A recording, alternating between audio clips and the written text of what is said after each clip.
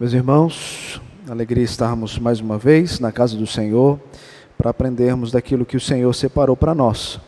Quero convidá-los a abrir a palavra dele em Isaías capítulo 44. Isaías capítulo 44. Faremos a leitura dos versículos de 1 a 5.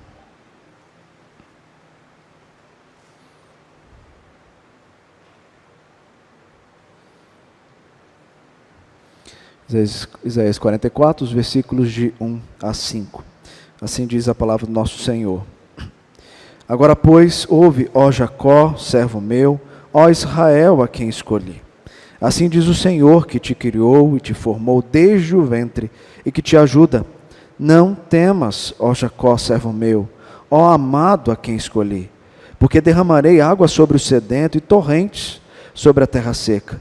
Derramarei o meu espírito sobre a tua posteridade e a minha bênção sobre os teus descendentes. E brotarão como a erva, como salgueiros junto às correntes das águas. Um dirá, eu sou do Senhor. Outro se chamará do nome de Jacó. Outro ainda escreverá na própria mão, eu sou do Senhor. E por sobrenome tomará o nome de Israel. Oremos mais uma vez.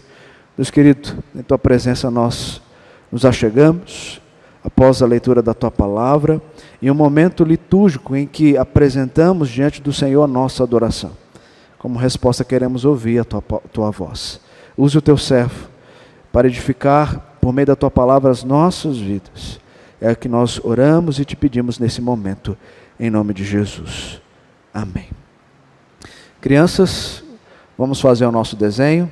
Você que está aqui conosco, os que estão em sua casa, por favor, o desenho que eu vou pedir para vocês, eu já pedi algo parecido em um outro momento, eu quero pedir para que vocês possam representar no papel o medo que vocês têm. Todo mundo tem medo, não tem? Lembra aí aquilo que mais te dá medo e tenta representar isso num desenho. Não ocupe toda a folha, porque você vai precisar também fazer um desenho no final, tá? Quando nós formos novamente falar sobre o desenho de vocês e aplicar o desenho de vocês, nós vamos voltar e vamos pedir para vocês acrescentar algo a mais nesse desenho. Então tente pensar, pede ajuda do pai e da mãe, naquilo que vocês mais têm medo. Represente isso no papel. Talvez você também, adolescente, jovem, adulto, possam pensar nisso também. Todos nós temos esses momentos de medo, de temor, de angústia. Como nós podemos parar para representar isso, se nós estivéssemos diante de um papel? O que viria à sua mente? O que você escreveria a respeito do medo que você tem tido durante a sua caminhada de fé? Como vencer esse medo? Como resolver esse problema? Nós estamos diante de um texto bíblico que vai nos ensinar a respeito disso. Nessa exposição que nós seguimos sequencialmente, por diversas vezes nós já percebemos Deus falando a Israel para não temer, para não ter medo, mesmo diante de tudo aquilo que eles haveriam de passar.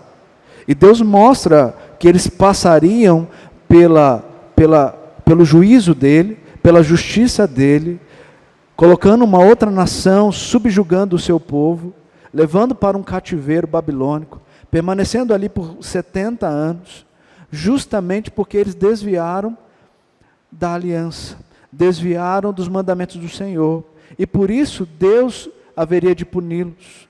Mas esse mesmo Deus que mostra que iria puni-los, é o Deus que vai dizer para eles, não temas, vocês vão passar pela angústia, pela dor, vocês vão estar sedentos da minha presença, vocês vão anelar pela minha presença em meio ao cativeiro, mas não temas,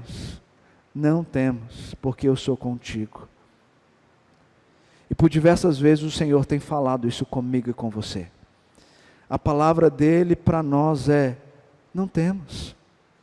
Eu sei que os dias têm sido difíceis, eu sei que os momentos têm sido sombrios, Eu sei que muitas das vezes você está passando pelo vale. Eu sei que muitas das vezes você está definhando, necessitando de água da vida. Eu sei de tudo isso, mas em nenhum momento eu abandonei aqueles que eu amo.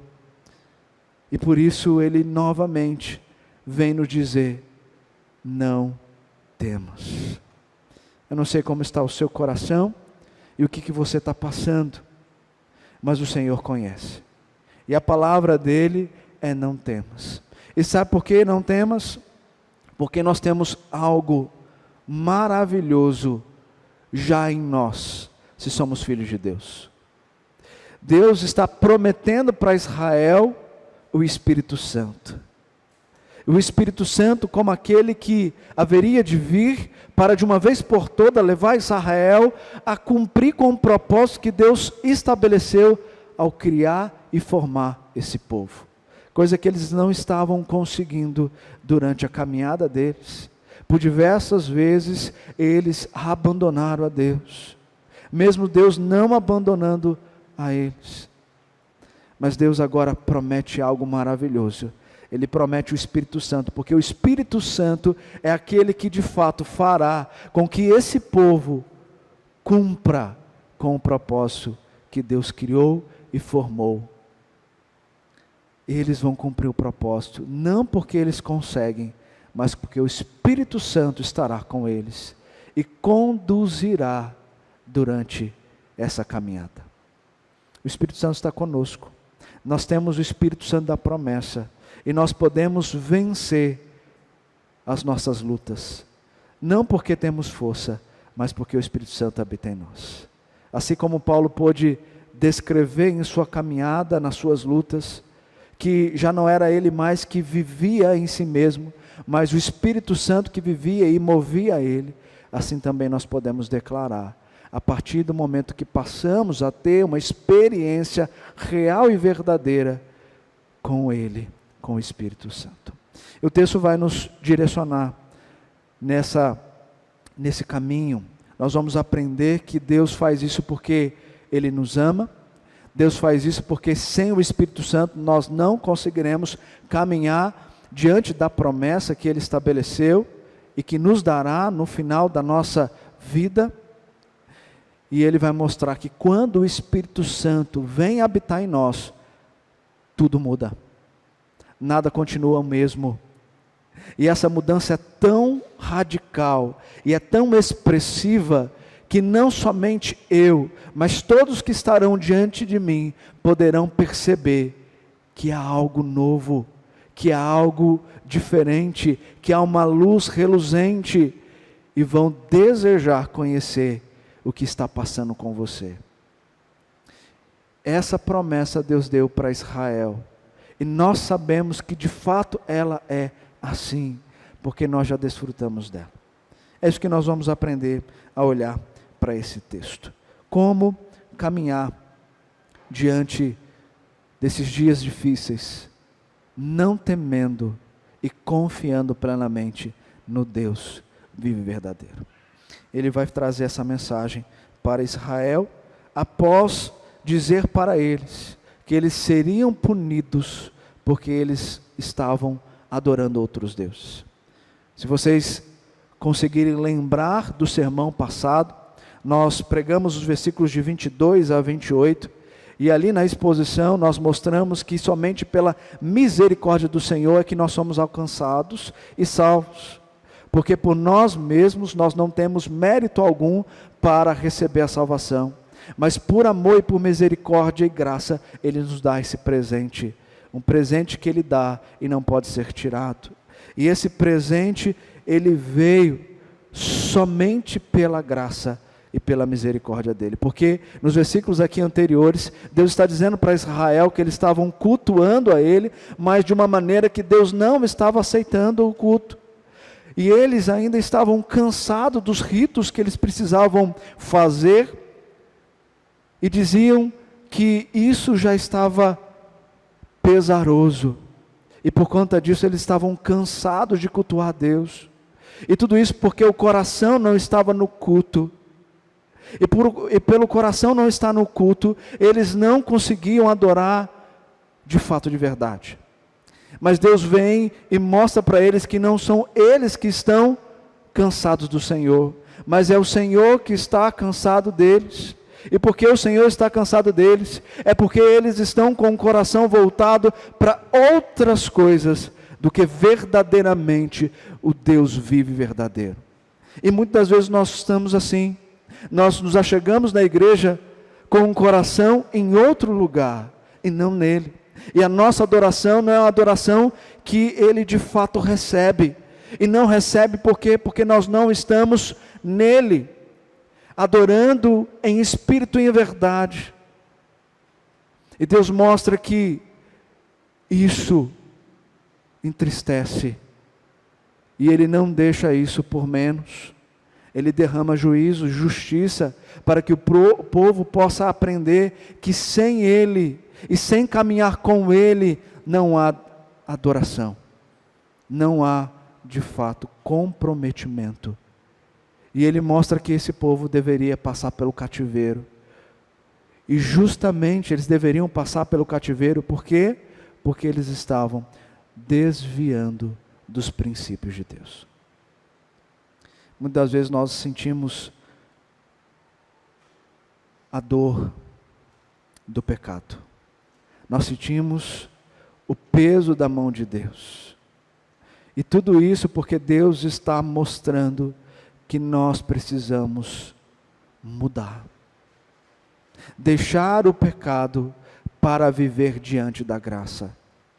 E se nós não fizermos isso, de fato nós vamos secar, definhar, sentir a dura mão, como Davi pode expressar na oração dele no Salmo 51, quando ele diz que a mão do Senhor pesava sobre ele, e ele sentia em seus ossos essa dura mão de justiça, e por conta disso, ele precisava se arrepender dos seus pecados.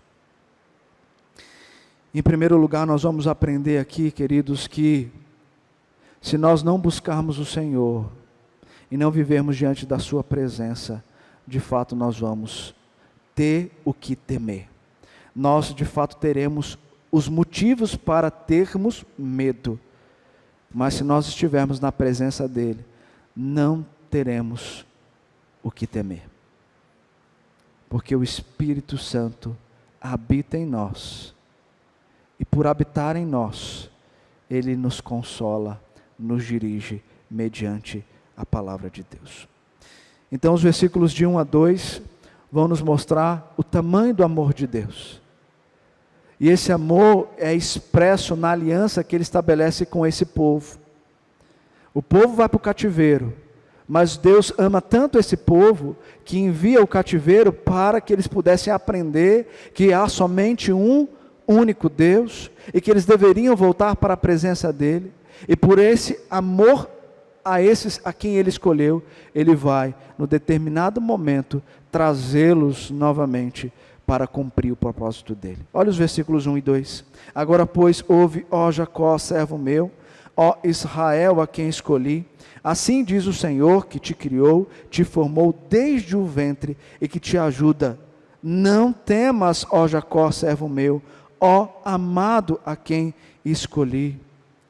Deus revela o amor dEle para aqueles que Ele escolheu. E se Deus escolheu você para ser filho dEle, Ele vai demonstrar o amor que Ele tem por vocês, em qualquer circunstância. Mesmo quando você desviar da presença dEle, Ele vai demonstrar esse amor, para que você compreenda o tamanho da graça e da misericórdia dEle. Você já parou para pensar nisso? Porque quando nós paramos para olhar para nós mesmos, nós vamos perceber que nós não merecemos nenhum por cento desse amor.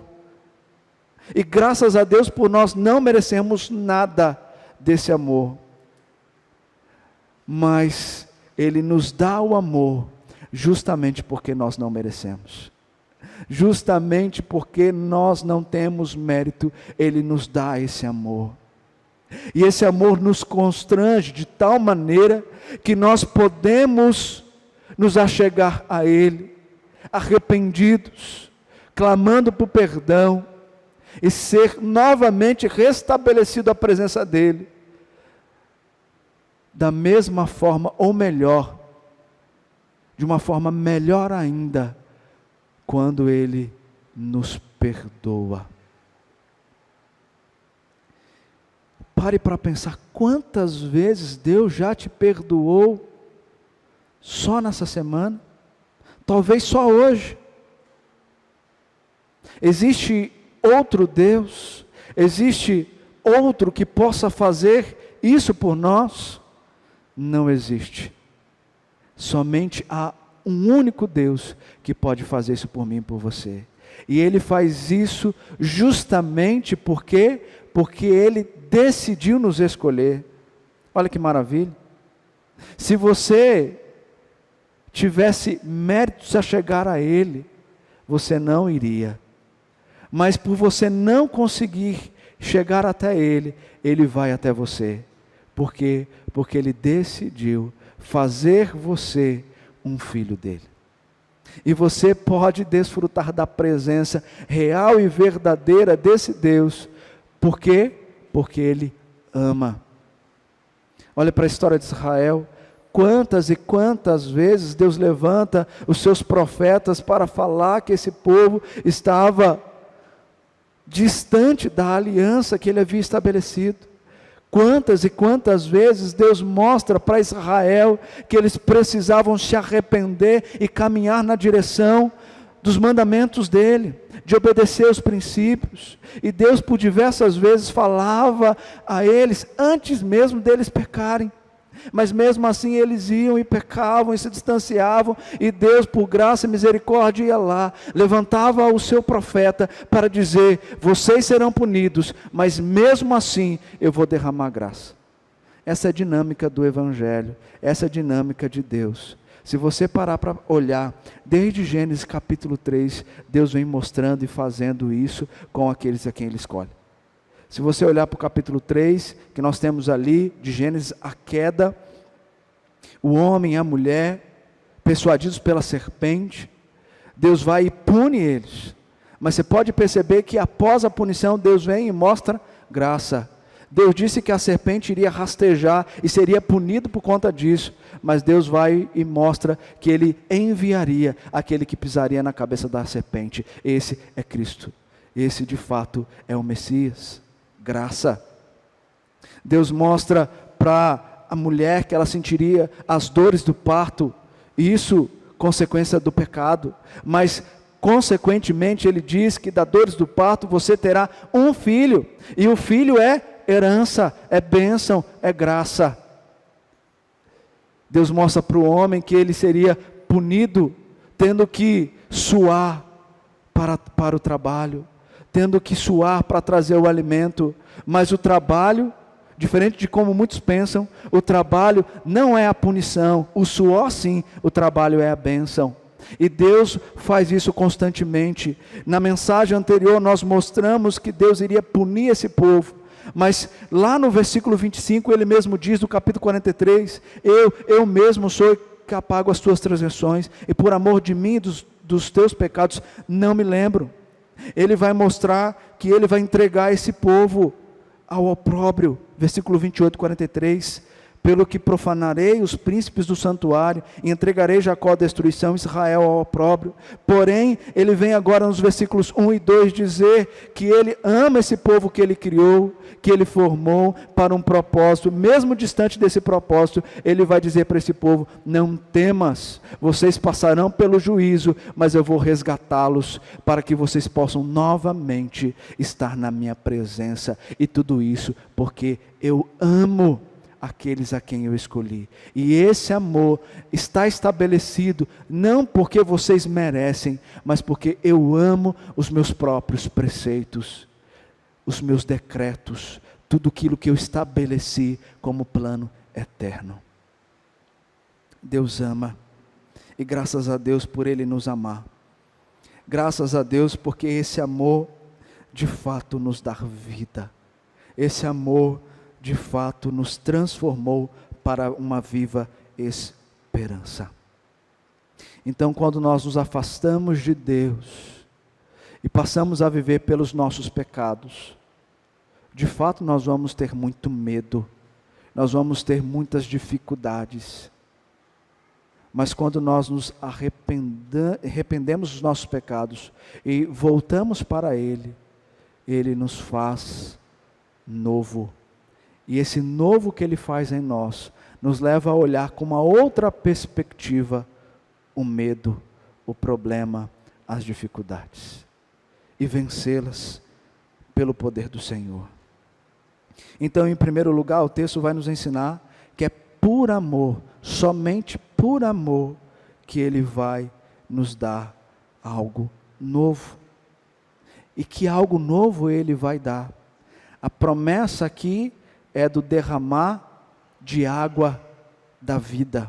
A promessa aqui é o derramar do Espírito Santo. E é isso que nós vamos ver nos versículos 3 e 4, que diz: porque derramarei água sobre o sedento, e torrentes sobre a terra seca. Derramarei o meu Espírito sobre a tua posteridade, e a minha bênção sobre os teus descendentes. E brotarão como a erva, como salgueiro junto às correntes de águas. Israel precisará passar pelo julgamento. Aqui o profeta já está mostrando que eles passariam pelo juízo, eles ainda não estão no cativeiro, eles vão para o cativeiro babilônico, e Deus mostra o porquê disso, mas mostra também o porquê que Deus vai livrá-los quando chegar o tempo da libertação do cativeiro. E essa libertação, Ele mostra aqui que não é uma libertação apenas física. Deus não apenas tirará esse povo das mãos dos babilônicos, mas Deus também transformará esse povo espiritualmente. Não é apenas de forma física, mas também de forma espiritual, que essa libertação chegará por eles. Por isso que Ele está agora prometendo o Espírito Santo, como nós lemos em Joel, capítulo 2, 28 a 32, o profeta falando desse Espírito Santo que haveria de vir, e ouvimos também em Atos capítulo 2, que de fato Ele veio, e nós podemos testemunhar que Ele veio, porque Ele está em nós. Assim Ele está dizendo, que somente no Espírito é que poderemos vencer as nossas batalhas. E por isso que Ele está prometendo para Israel uma libertação também espiritual. Não temas. Esse não temas está no imperativo. E por que não temer? Porque Ele vai derramar sobre eles aquele que vai dar vida ao morto, aquele que fará brotar em terra seca, aquele que saciará o sedento. Deus promete a Israel e à posteridade o Espírito Santo. E essa é a única forma de Israel caminhar nos propósitos do Senhor. Essa é a única forma de Israel cumprir com aquilo que Deus estabeleceu ao criar e formar esse povo. Sem o Espírito Santo, eles não conseguiriam. Então Deus promete o Espírito Santo. E veja aqui algo interessante. Quando nós paramos para pensar no Espírito Santo e olhamos para a Escritura, nós geralmente vemos a Escritura fazendo alusão ao Espírito Santo a fogo. O Espírito Santo a fogo. Mas o texto está mostrando aqui o Espírito Santo se assemelhando à água. E por quê? Porque assim como eles e nós precisamos e necessitamos da água para a nossa sobrevivência, assim também os filhos de Deus, escolhidos por Ele, necessitam do Espírito Santo para permanecer na presença dEle, para serem transformados, para serem salvos. Sem o Espírito Santo não há fé, sem o Espírito Santo não há salvação, sem o Espírito Santo não há compreensão de quem é Deus, sem o Espírito Santo não há luta contra o pecado, sem o Espírito Santo não há esperança para a eternidade, sem o Espírito Santo não há nada, simplesmente não há nada. Por isso que o Espírito Santo, dentro do projeto eterno de Deus, dentro do decreto de Deus, dentro da obra perfeita da Trindade, é aquele que vem sobre nós para justamente aplicar toda a obra de salvação em nosso coração. Tudo aquilo que Cristo fez na cruz é aplicado em nós por meio do Espírito Santo. E o Espírito Santo não apenas aplica, ele permanece em nós e estará em nós para sempre. E nós podemos então caminhar e entender, compreender as verdades do Senhor, não porque agora nós temos condições, mas porque o Espírito Santo vem aplicar ao nosso coração. Sem ele, nós não conseguiríamos. E esse Espírito, ele não apenas então nos dá vida espiritual, mas antes disso ele nos deu vida física. Se você parar para lembrar de Gênesis capítulo 1, você vai ver que o Espírito, a Trindade está ali reunida na criação. Deus é o Criador, o Espírito pairava por sobre as águas. E quando Deus diz, haja luz e houve luz, a palavra dita por Deus é o próprio Cristo, como João 1:1 nos ensina. No princípio era o verbo, a palavra, e a palavra estava com Deus, e a palavra era Deus. E lá no versículo 26, nós temos ali, no plural, a Trindade reunida para criar o homem. Façamos o homem em nossa imagem e semelhança. E lá no capítulo 2, versículo 27, nós temos lá, Deus formando o homem, versículo 7, Deus formando o homem do pó da terra. Mas o que Deus soprou na narina do homem? O Espírito Santo, o fôlego de vida. Então, a vida física veio por meio do Espírito Santo. Mas ele não apenas a vida física, mas agora nós também precisamos da vida espiritual. E o Espírito Santo agora não apenas nos concede uma vida física, mas ele passa a habitar para nós permanecermos tendo uma vida com Cristo Jesus. Nós podemos compreender isso quando lá em Romanos capítulo 8, 9 a 11, Paulo vai dizer, vós porém não estáis na carne, mas no Espírito, se de fato o Espírito de Deus habita em vós. E se alguém não tem o Espírito de Cristo, esse tal não é dele. Se porém Cristo está em vós, o corpo na verdade está morto por causa do pecado, mas o Espírito é vida por causa da justiça. Se habita em vós o Espírito daquele que ressuscitou Jesus dentre os mortos, esse mesmo que ressuscitou a Cristo Jesus dentre os mortos, vivificará também o vosso corpo mortal, por meio do seu Espírito que em vós habita. O Espírito vai dar vida àqueles que passarão a ter a salvação em Cristo Jesus. Então o Espírito Santo é necessário para saciar o sedento, para trazer vida à terra seca, para que possam brotar e dar frutos. Se vocês lembrarem daquela passagem de Ezequiel, em que ele tem uma visão do vale de ossos secos, e naquela visão Deus está dizendo para Ezequiel que era para abrir os túmulos, porque os mortos ressuscitariam por meio do Espírito. E ele vai mostrar que o Espírito é que dá vida a esses mortos, justamente para mostrar para o povo de Israel que era o Espírito prometido que traria uma nova vida para eles. Como nós aprendemos nessa semana que passou, no PG, sobre Efésios 1, de 1 a 10, lá diz que ele nos deu vida quando nós estávamos mortos em nossos delitos e pecados. Nós éramos mortos vivos, e Deus deu vida, e tudo isso por intermédio do Espírito Santo. Nós necessitamos do Espírito Santo para vencer os nossos medos. Nós necessitamos do Espírito Santo para caminhar diante dos propósitos de Deus. Nós necessitamos do Espírito Santo para entender a palavra. Nós precisamos do Espírito Santo para de fato vivermos diante da palavra e diante da presença de Deus. E por fim, o texto vai nos ensinar que o Espírito Santo, quando ele vem, nada fica o mesmo, tudo muda, tudo se transforma. Se você parar para olhar para a sua vida antes da salvação, para agora, salvo em Cristo Jesus, você vai dizer isso. Você vai poder testemunhar a respeito disso.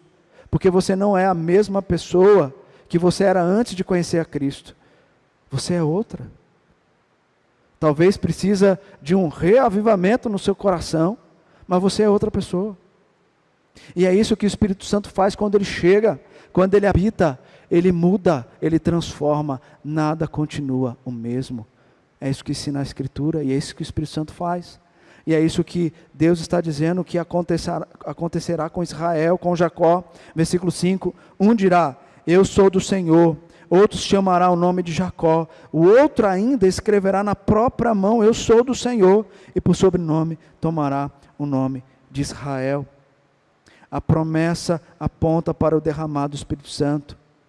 Para o dia em que muitos chegariam e desejariam fazer parte dessa aliança, assim como Israel já era um povo escolhido do Senhor. E quando isso acontecesse, seria inevitável, seria sublime. E isso aconteceu? Aconteceu. Atos 2, nós lemos como isso aconteceu. E lá quando nós lemos, diz que em Pentecoste, na festa de Pentecoste, pessoas de diversas regiões, de diversas nações estavam reunidas. E ali no discurso de Pedro, na pregação de Pedro, o Espírito Santo desce. E quando o Espírito Santo desce, todos, de todas as línguas, passam a entender o que era pregado, o Evangelho. E tudo isso porque somente pelo Espírito Santo que nós podemos compreender a graça bendita de Deus, que nos cria, nos forma para um propósito esplendoroso. Somente por isso. E lá vai mostrar que quando o Espírito Santo desceu, tudo mudou. Tudo mudou. E lá no capítulo 2, versículo 42, nós vemos que eles não permaneceram daquela mesma forma como chegaram na festa de Pentecoste. Diz o texto que eles perseveravam na doutrina dos apóstolos, na comunhão, no partir do pão. Eles buscavam ajudar uns aos outros. Eles vendiam até os que podiam suas propriedades e bens para ajudar os mais necessitados. E lá em Atos nós vemos a progressão da igreja que nasce ali, que é a igreja neotestamentária. E nós vemos que Deus vai dar um acréscimo logo após a pregação de Pedro, a igreja neotestamentária de 3.000 pessoas, depois de 5.000, e a igreja vai crescendo, e mesmo em meio a perseguições, lembram da perseguição a Estevão? Mesmo em meio a perseguição, a igreja não para, a igreja está vibrante, a igreja continua a se reunir, a igreja continua a pregar o Evangelho, a igreja continua a cumprir os propósitos, a igreja continua a crescer, a igreja continua a florescer, a igreja continua a dar frutos, tudo isso porque o Espírito Santo passou a habitar na vida deles, e houve um avivamento espiritual, e houve mudança, e houve de fato um encontro com o verdadeiro e único Salvador. Quando nós olhamos para a história, nós vamos perceber também que houve na história grandes avivamentos. Esses avivamentos aconteceram porque o Espírito Santo passou a mover vidas. Quando nós olhamos para a vida dos pré-reformadores, como John Wycliffe, Joe Hus, Savonarola, como reformadores, Lutero, Calvino, Zwinglio, como outros que, influenciados pela reforma, mudaram seus países, John Knox, Jonathan Edward, George Whitefield. Nós vemos como Deus pode agir na vida de um homem, e esse que passa a ter um encontro com Deus, buscar a viver diante da presença de Deus e fazer a diferença, porque é isso que acontece, quando você conheceu a Deus, e foi transformado por Ele, você ficou calado, você ficou sentado, você ficou quieto? Pode ter certeza que não. Eu lembro da minha conversão, nascido na igreja, pai presbítero, pai diácono, mas estava distante dali, porque ainda não tinha passado pela transformação. E quando na minha juventude Deus veio e transformou o meu coração, a igreja não era mais um local atrativo para eu estar, a igreja é um lugar que eu desejava estar, apesar de qualquer circunstância, porque tudo tinha mudado.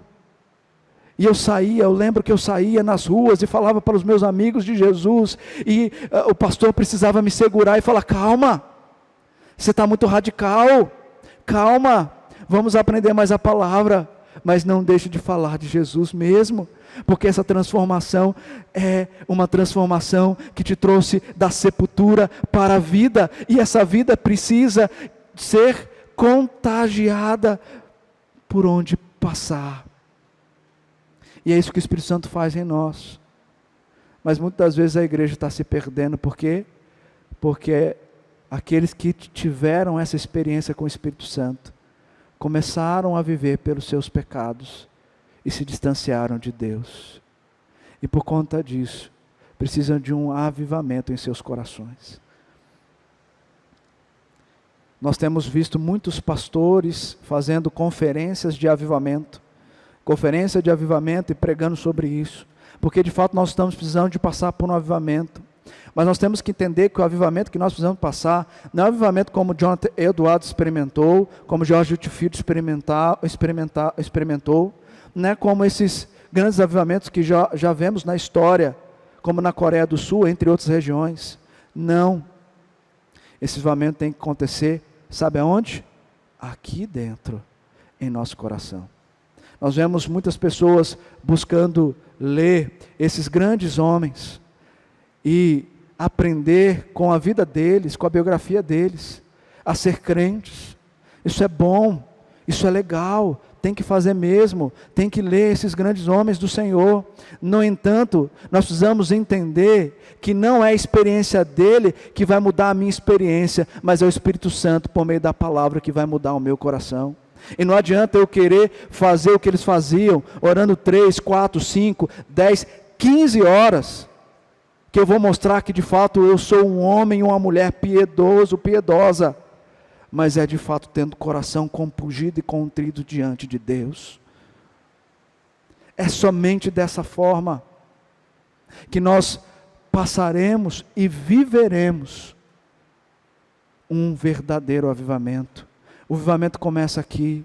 Eu não posso ser radical ao ponto de dizer que se eu fizer isso, se eu fizer aquilo, tudo vai mudar.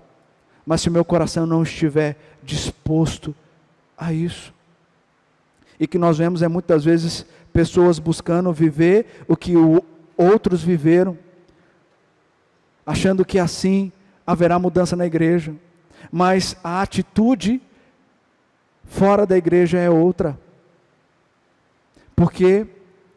Porque estão querendo viver a vida daquele reformador, daquele avivalista, e não a sua própria vida na experiência que você vem a ter com Cristo Jesus, através do Espírito Santo. Meus queridos, não adianta nada eu vir para a igreja e orar e adorar e fazer as predições mais bonitas possíveis para impactar as pessoas, se lá no meu dia a dia eu sou um grande pecador, se lá no meu dia a dia eu faço tudo errado, eu faço totalmente contrário, não adianta nada. O que vai acontecer? Vai acontecer aquilo que Deus falou aqui, no versículo 22 e 23 do 43 para Israel. Vocês estão buscando o ritual, e estão cansados inclusive de buscar esse ritual, porque o coração de vocês não está aqui, e por isso vocês estão cansando de mim. Mas entenda, não é vocês que estão cansando de mim, mas eu que estou cansando de vocês. Então nós precisamos ter um coração voltado para aquele que é o nosso Salvador, o nosso Criador, para o Espírito Santo que habita em nós. E queridos, o Espírito Santo, ele está em nós, mas ele nos muda mediante a palavra de Deus. Por isso que a Escritura vai nos ensinar que nós precisamos nos encher do Espírito Santo. Talvez seja aí algo que você ainda não conseguiu compreender. Você talvez compreende que você já é salvo em Cristo Jesus, que você tem o Espírito Santo, mas você não anda no Espírito Santo, por quê? Porque você espera que o Espírito Santo faça algo para você andar com ele. Mas você precisa encher do Espírito Santo para que isso aconteça. Não adianta eu colocar luvas no teclado do piano e esperar que essas luvas toquem o piano. Eu preciso das mãos para poder encaixar nessas luvas e tocar o piano. Não adianta eu esperar que o Espírito Santo faça uma grande diferença na minha vida se eu não leio a Bíblia, se eu não oro. O Espírito Santo, ele aplica a palavra de Deus. Se não há palavra, o que ele está aplicando em nós? O Espírito Santo pode nos incomodar para compreendermos que nós precisamos voltar para Deus, mas se não houver palavra, não há ação do Espírito Santo em nós. Então não adianta você viver uma vida medíocre diante de Deus, achando que vir à igreja já basta, se você não lê a Bíblia, se você não medita na Escritura, se você não ensina isso para os seus filhos, se você não testemunha isso para as outras pessoas. Os grandes avivamentos aconteceram porque esses homens imprimiram na vida deles a Escritura. A tradução era a Escritura. Se não houver a tradução da Escritura em minha vida, não há avivamento, não há ação do Espírito Santo. Se você quer ver essa igreja crescer mais do que ela está crescendo, essa igreja mais vibrante, o que você precisa fazer? Mudar o seu coração e viver uma vida consagrada a Deus. Se você não fizer isso, o seu irmão não vai fazer. Você precisa disso. Por isso que a igreja é uma grande comunhão dos fiéis. Como nós cantamos aqui, na multidão dos que creram era só um. Porque era só um, porque todos estavam buscando na mesma essência o Deus vivo e verdadeiro. E o Espírito Santo agia na igreja, e age na igreja quando isso acontece.